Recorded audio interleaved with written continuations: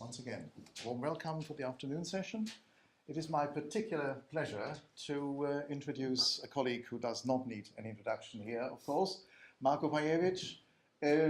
We go back a long way, as they say, and the long way means back to your time in Belfast at Queen's. Before, as people know, you taught at the Sorbonne, and after Belfast came Ron Holloway, and then we were lucky enough that you became our colleague here until you accepted a fellowship at the Mark Bloch Institute in Berlin. I think it was, not I think, we can cross that one.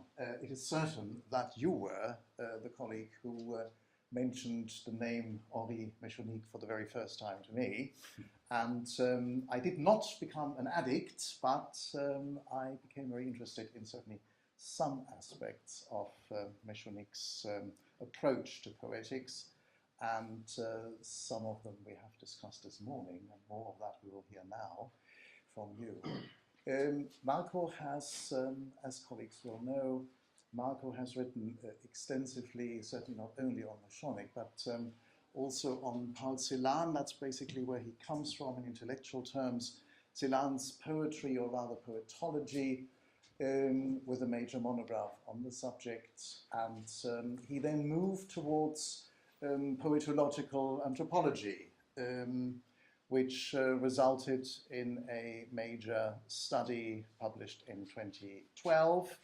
And this study, I think it is fair to say, has the advantage of presenting poetological anthropology in a clear-cut way, and can be regarded now as very much a Grundlagenwerk. So from then and from there, you again branched out into different aspects related to poetological anthropology, with Meschonnic clearly in the center and the forefront of your thoughts and work. We are looking forward immensely, Marko, to your presentation. So thank you very much, Rüdiger, for these very kind words of introduction. I'm a bit worried here now, and I cannot start right away because there's a problem with the computer. It worked before, and now I have it here, but it's not on the screen for you. So I do hope I get that working. Yes. Okay. Oh, yeah. Good. Oh. Bit. It's really in my face. I'm going to do this. Well, if I pull the table, it'll be okay? Probably not. I'm too tall. That's my problem. That happens all the time. I always bump into things and so on. So, I think it will work. I just won't be able to see all of you all that well all the time, which is a shame, obviously. Good, yeah, so here you have the title of my paper, Poetics of Society, Thinking Language with Henri Meschonnic.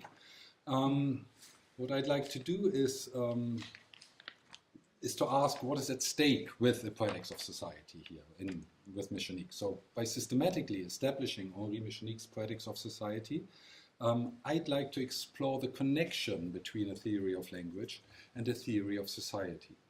So I will shed light here in the next half hour on the political dimension of Meschonnic's poetics and make the case for the cultivation of language awareness, for thinking language, as I translate it always, as a socially and politically relevant activity. So I will demonstrate that a different approach to language is a different approach to society, which is why literature is of general importance and poetics concerns much more than a narrow conception of literature. So Meschonnic's vast oeuvre, including linguistics, literature, philosophy, but also translation theory, and his own poetry, was continuously preoccupied with the question of a poetics of society. So he constantly connected the theory of language to its practice in various fields and interrogating what that means for society.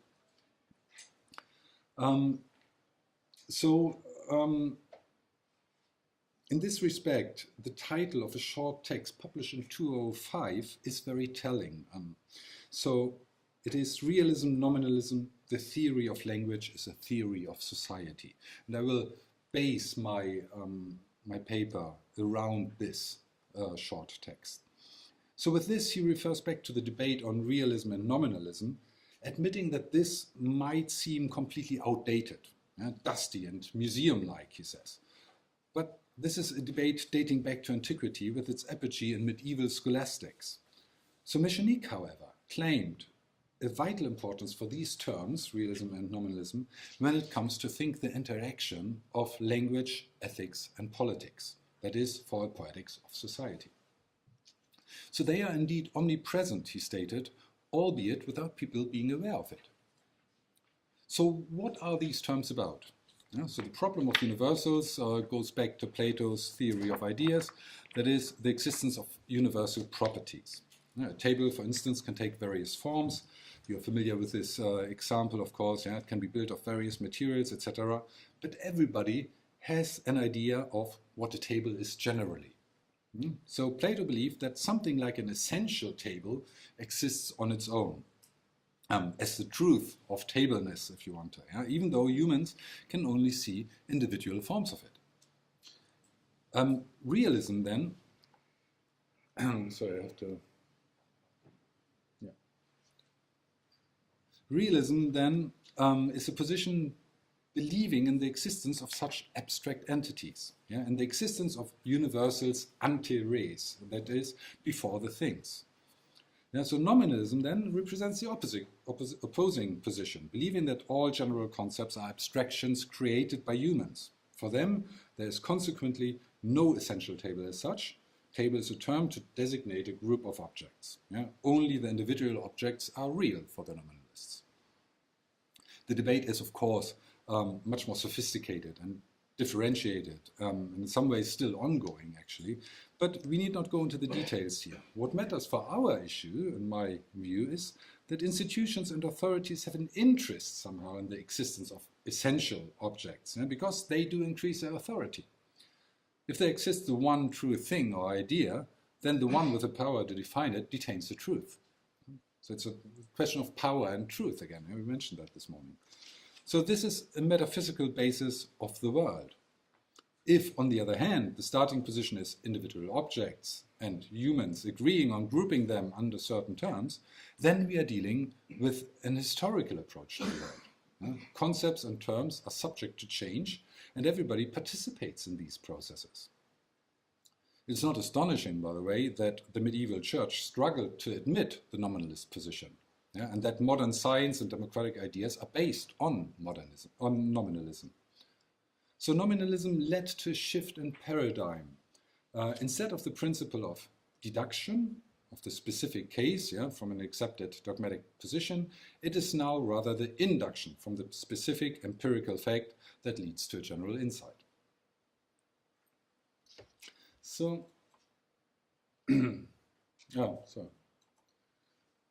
Meschonnic qualified realism as theological, and the sign, in the form it is presented, as a realist notion.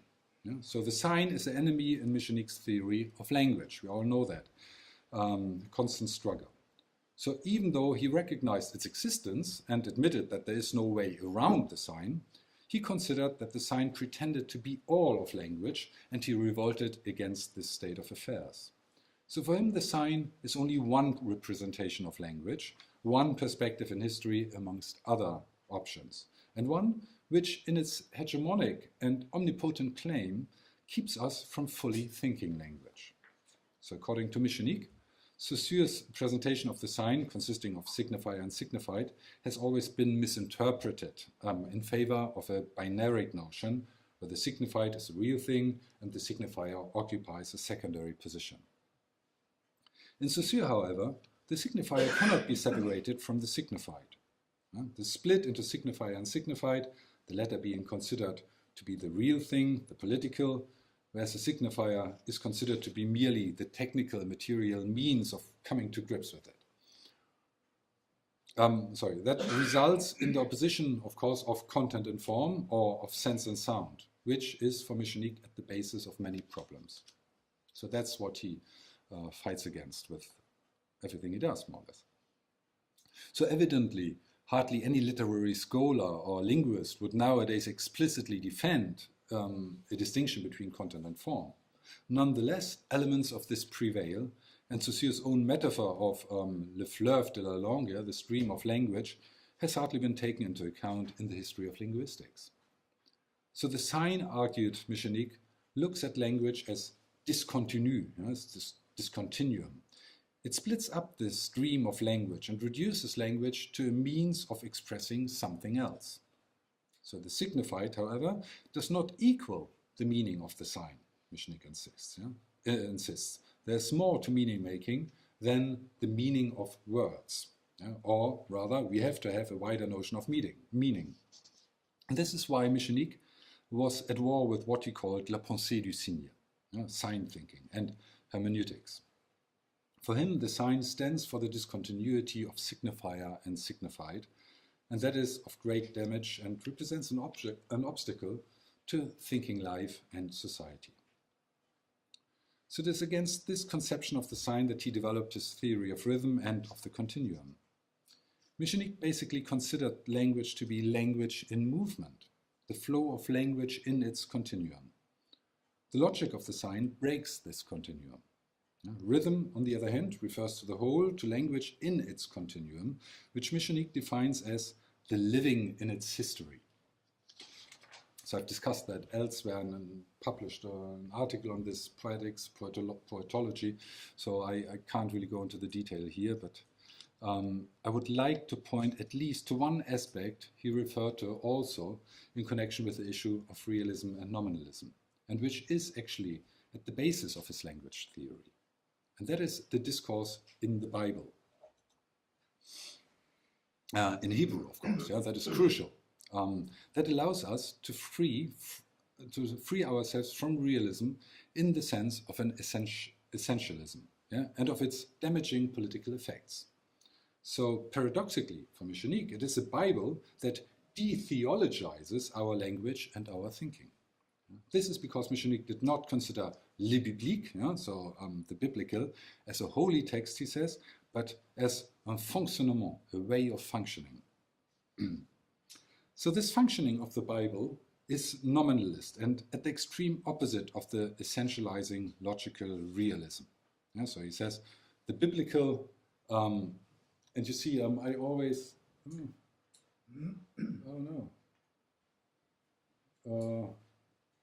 normally, I think I have the wrong version here, unfortunately. So I have translated that. I will read only the English translation in my poor English, and you will have, if you want, the French version there, okay? This is an older version of the form. I'm sorry about that. I don't know how that could happen.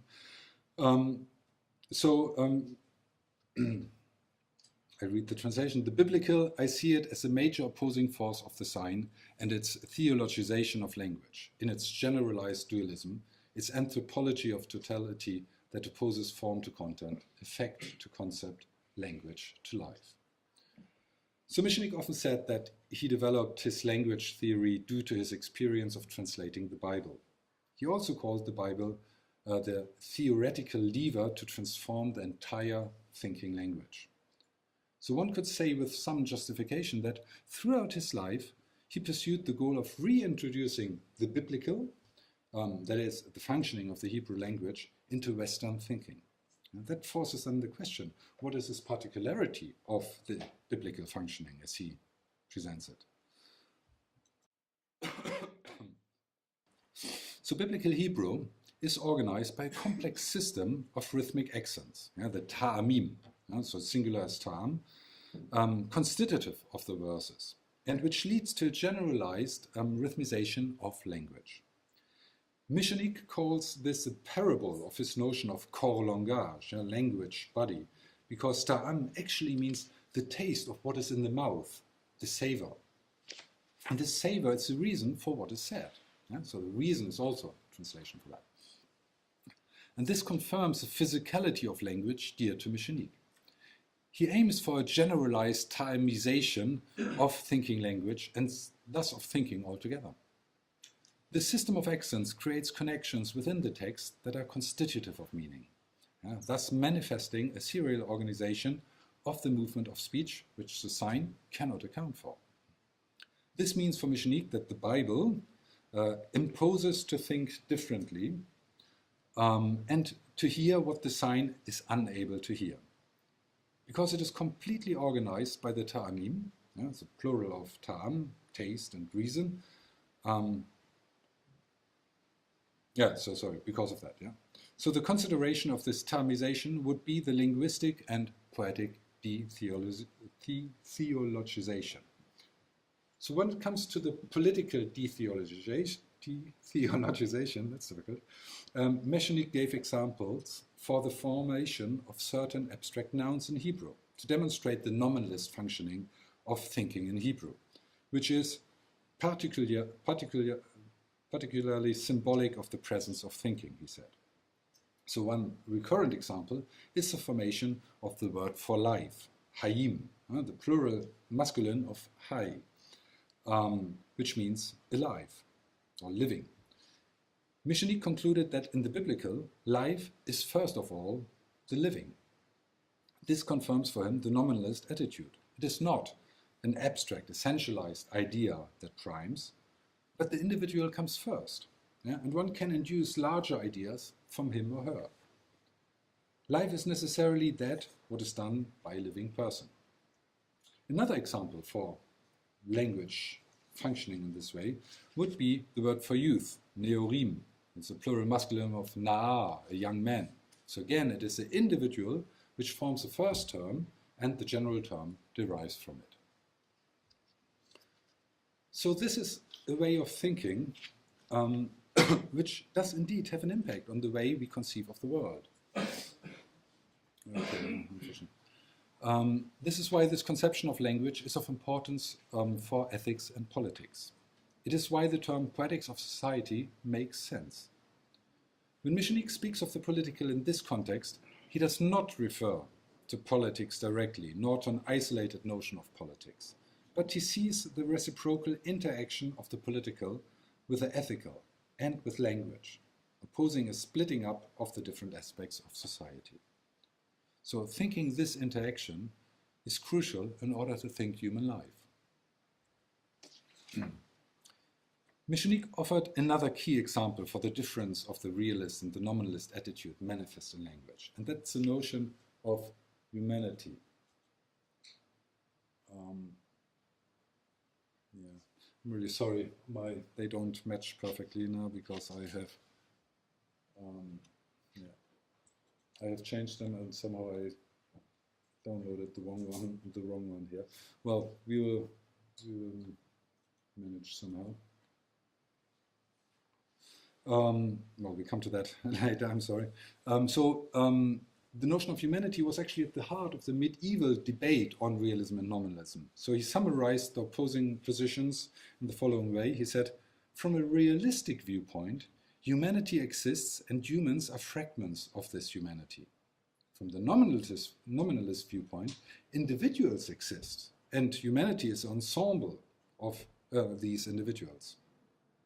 And Meschonnic pointed out, obviously, that from their perspective, both sides are right. The logical, ethical, and political consequences, however, are very different.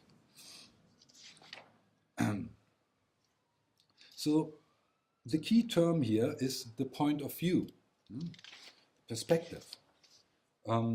Attitude reveals itself in the use of language.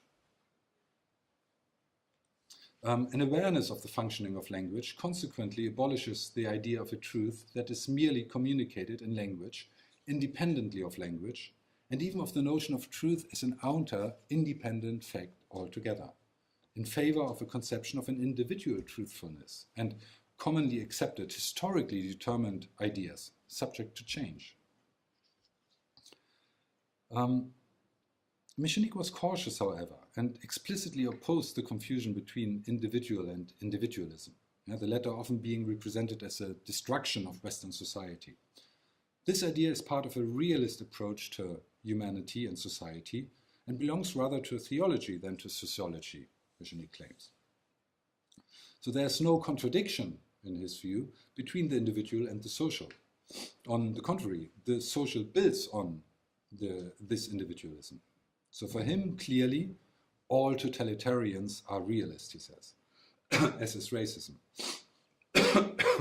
This is why the nominalist representation of humanity for him implies un combat, a fight against the realist abstraction which he identifies with death.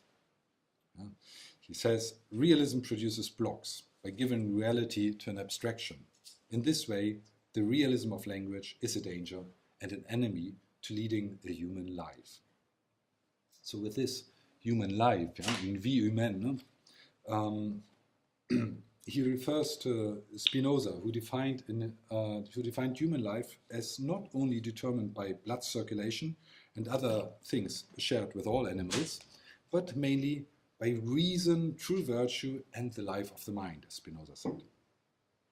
So he thus refuted the biological definition of humanity, which ignores the human specificity and takes away the value of humanity. Meschonnic opposed this nominalist approach, the living first, to the death of the individuals in essentialism.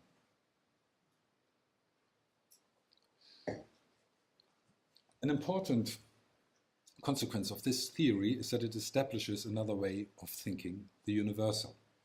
According to this nominalist theory of language, it is each time the individual, the infinite diversity of specificities, which is the universal. And finally we come to this quotation here. So against the abstract thinking of the universal, void of humanity, of the theological linguistic, which in reality does not give anything but the universalization of its own abstract model, it is vital to declare that the only strong way to think the universal is that the singular is, each time, the universal. To put it differently, the universal is an infinite diversity of specificities, to be realized each time for itself, by itself, to be recognized as such by all the other specificities. So Meschonnic refused the opposition of abstract universalism and the singular. For him, one always has to consider the singular, which is the universal. And this is indeed an important redefinition. So after universalism lost its credibility, mostly due to the history of European colonialism, the question of how we can still establish or defend universal values, the human rights in the first instance, is pressing. Here we come to see the beginnings of a universalism which is not based on values imposed by one position, but which indeed offers the possibility of a universalism where every individual, no matter which cultural background, have their say. And this is tremendously ethical and political, and it is based on this particular theory of language.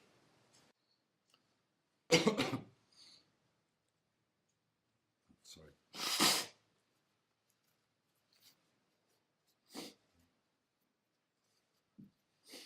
So Meschonnic pled consequently for a more developed awareness of this theory of language and of this conflict between realism and nominalism and of what is at stake.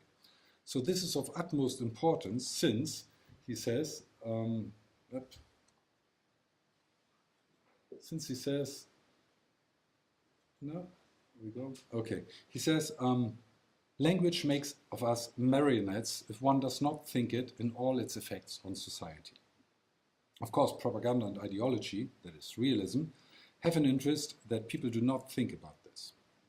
The only thing to do in order to advance this socially, politically, and ethically important poetics is, according to Meschonnic, to transform the educational system and the way of teaching the humanities so that humanity can be transformed. By this he meant the teaching of his theory of language and its ethical and political consequences. So working on the awareness of what language is and does, for him, is the only answer we have. It's of course a constant work, it's never accomplished. So we need to question this position, however. This does not imply somehow a linguistic determinism.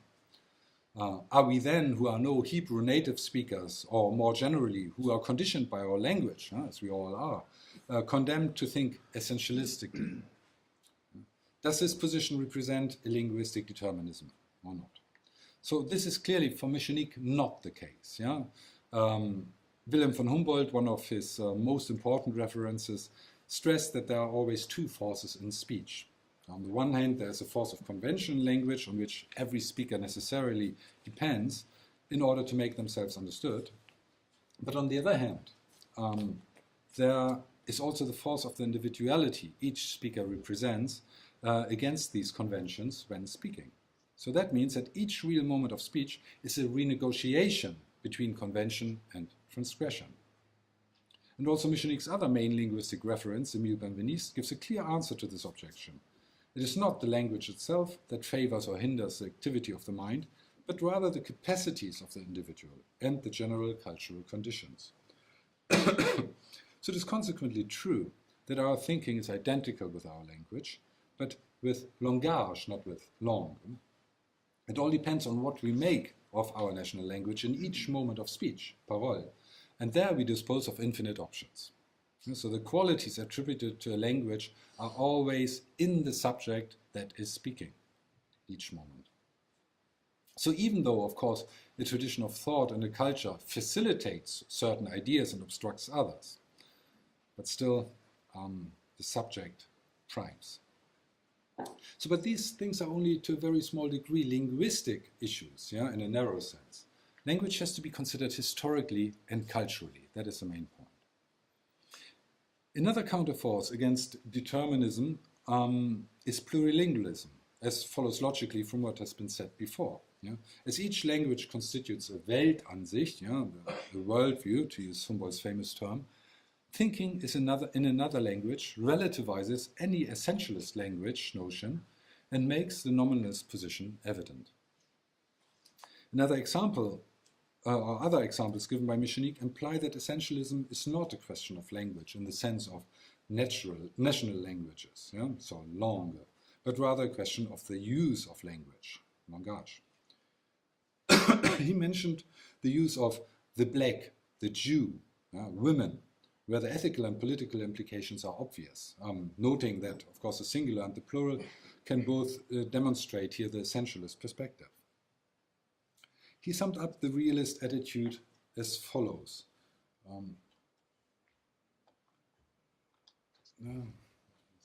Okay, so he says, essentialism is massification. It is etymologically the fascism of thought. And this is why only nominalism allows for an ethics of the subject. So nominalism alone allows for an ethics of subjects, that is, a politics of subjects. And this is vital for the defense against the fascism of thought. Sorry, I have to hold my voice a bit. Another possible objection would be that this seems somehow well known and amounts to nothing more than the traditional criticism of language. So, being German, I'm indeed perceptive to this and deeply immersed in Sprachkritik, Sprachkritik, criticism of language, as prominently brought forward directly after the end of the National Socialist regime by people such as Viktor Klemperer and Dolf Sternberger. Meschonnic indeed at several occasions referred explicitly to Klemperer as an example for the strong relation that exists between language and history. Klemperer, a Jew and philologist surviving Nazi Germany at home, took notes about the NS use of language and published them after the war under the title LTE, a reference to the typical NS habit of acronyms, meaning Lingua Tertia Imperii, a language of the Third Reich. He demonstrated how the constant repetition of certain ways to use language, the language of the Third Reich, penetrated the minds of Germans and their unconsciousness. He clearly stated the power of language and the fact that only awareness of the mechanisms at stake can protect against being manipulated. And so I have here this quote: "Language does not only create and thinks for me, it also directs my feeling. It directs my entire soul being. The more naturally, the more unconsciously I abandon myself to it." So essentialization is only one of the forms of language transformation used by the Nazis. All studies of Nazi German are in agreement that its specificity, it's not at all an issue of German linguistic structures, obviously, but of a particular use of these, of its application to certain situations, thus conveying certain ideas. The other main study of Nazi German directly after World War II makes this clear as well. Ja, it's aus dem Wörterbuch eines Unmenschen by Dolf Sternberger and others. It is not the words as such that are the problem. The terms in this dictionary are often perfectly normal words, such as Problem or intellektuell, problem, intellectual. But the problem is their use. So in his preface, Sternberger stated, as much and which language one speaks, as much and such things, world or nature, is unlocked for him. And each word he speaks transforms the world he moves in, transforms him himself and his place in this world. Therefore, nothing is indifferent in language, and nothing is more of the essence than the façon de parler, the way of speaking. So the decline of language is the decline of the human, he says. This obviously means nothing else but that our world is made of our language, and this obviously also evokes Ludwig Wittgenstein's famous statement, the limits of my language mean the limits of my world. So how then does Meschonnic's poetics of society go beyond Klemperer and Sternberg's criticism of language?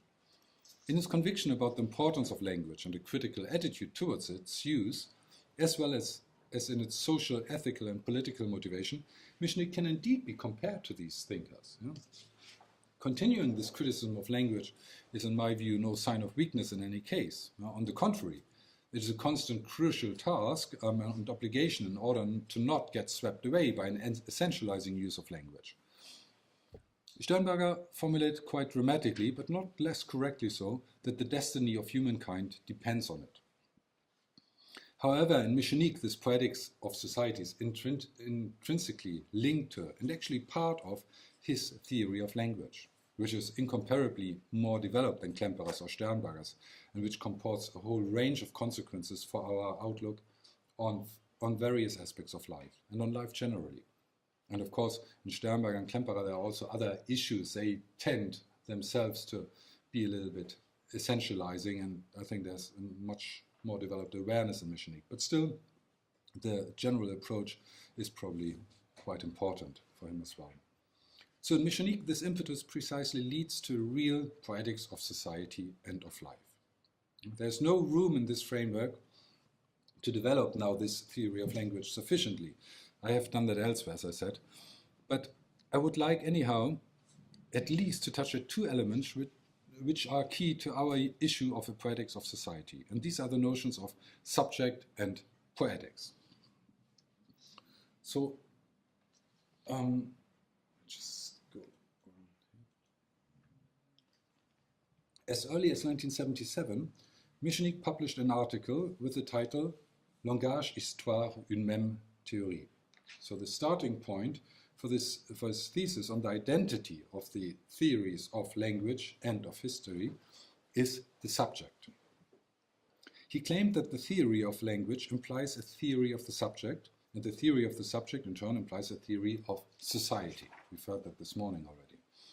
So we will consequently have to approach language and subject together. And in order to do this, we need to understand his use of the term discourse. So Meschonnic followed Emile Benveniste's definition of discourse, which is language as it is appropriated by the person speaking and in the condition of intersubjectivity. So discourse is consequently language in the moment of real exchange between subjects. Subjectivity then is founded in the exercise of language. Each time when we say I and each time in you. Since this I exists only with reference to you, language is then always dialogical and thus a precondition of society. And discourse is this movement of speech and thus the realization of subjectivity. Meschonnic, following Benveniste and Wilhelm von Humboldt, considered the single word or the abstract system of language as meaningless. Words need then context to make sense. It is always in concrete speech, in its historicity, in discourse, that meaning exists, only in discourse. So the smallest unit of meaning, according to Benveniste, is the sentence. So not the word, but the sentence, which means that the sign in itself has no meaning. So when Meschonnic says language does not realize itself but in discourse, he confirms Benveniste's statement Only language allows for society. Language constitutes that which keeps, sorry, I have this here. So Benveniste, only language allows for society. Language constitutes that which keeps humans together, the foundations of all the relations which in turn found society. Hence, one could say that it is language which contains society. So clearly, looking at the subjectivity manifested in discourse, as explained by Benveniste, language is a precondition for any form of human society. Benveniste also provided one of Meschonnic's favorite quotations at the core of our topic here. Langage sert à vivre. Language serves for living, serving the claim for political importance of the theory of language. Based on this conception of language, Meschonnic developed his poetics of transformation. So what he called the poem is indeed not the literary form, but rather a way of thinking, une pensée, which represents the maximal relationship between life and language. So the poem is the maximal exposition of a subject in language. The poem in this sense is consequently an extreme form of the general linguistic subjectivity we encountered in Benveniste. It transforms the subject and becomes the poem of thought, le poème de la pensée. So historicity was defined by Meschonnic not only as a historical situation, but also as the activity of an invention that continues to act on the mind. Historicity consequently connects subject, history, and society. Historicity as activity, as process, so I skipped that here. Historicity as activity as process evades any seizure. It is presence. And it is in presence that the past has to be checked and actualized, and often enough shifted and transformed by a subject, by an individual who becomes a subject in and through this transformation. And this is why Meschonnic states a reciprocal implication between history and language. Historicity means this unique moment of speech with its context and its situation. So history presupposes language, and language is the activity of subjects, done in history. With this notion of historicity, history is not considered as time in its chronology, but rather as an activity, as meaning in its making, and therefore as an activity of language. Yeah, and so literature and all of this? Literature is a maximal subjectivation of language and thus a privileged place to understand what language does. And so I quote here, writing, if it is the adventure of the subject, is a maximal exposition of a subject in language, the greatest vulnerability of a subject. That is why it is a figure of the subject, the figure of every subject, the one that expresses itself. So literature is, for him, I quote again, revelatory of society and of theory, because a subject is at stake, and through it, every subject. So when a subject is at stake, we automatically also deal with society. It is in language that meaning comes into the world. So the theory of language is consequently the interaction between language, poem, ethics, and politics. And what is at stake with the poem, defined as activity of thought, is, I quote again, the relation of the reciprocal transformation between language and life. And that takes place only through a subject. So thinking language this way means a poetics of society, which also means a political ethics of society. So to conclude, what did we win by establishing this intricate connection between the theory of language and the theory of society? What can we do with it? Is there any pragmatic utility? Most people are probably in agreement about the usefulness of discourse analysis and social linguistics and these things. Yeah? So as a German of my generation, as I mentioned, I'm very sensitive to the criticism of language, since Nazi Germany represents an extreme case of how language use and abuse have very concrete political effects. It has become very evident that since we live in language, in order to live a good life, we somehow need a language diet, yeah, at least as much as any elementary diet or physical exercise. So promoting a poetics of society takes this to a different level, demonstrating the relevance of our attitude towards language for life and society by establishing it as our access to the other and to the world generally. So it helps to create an awareness that language shapes our life in all aspects, constantly, and how that takes place. So in this framework, I was able only to sketch out an alternative approach to language, poetics and society, and why this is important. So my paper aims to contribute to the establishment of this approach in the Anglophone world, and thus to a shift in the episteme somehow, changing the way we think and interact. The knock-on effects would go way beyond linguistics, obviously, beyond literary and translation studies. They would touch at our conceptions of the subject, of ethics, of politics, the universal truth, yeah, to name just a few aspects which came up earlier, with concrete consequences for education and social policies. All of this sounds probably less abstract when we consider how neoliberalism, for instance, with its jargon and its way of thinking, managed to significantly change our societies within a few years only. So making the world more aware of what the use of language does will help preventing a lot of problems. And that is, of course, an endless process. Poetics is defined here as the interaction of the form of life and the form of language. Poetic thinking, then, means to create our lives according to this idea. If we take politics in its wider sense, understood as the way humans organize their life and society and grant meanings to things, then I think we can say that poetics is politics. Okay, thank you very much.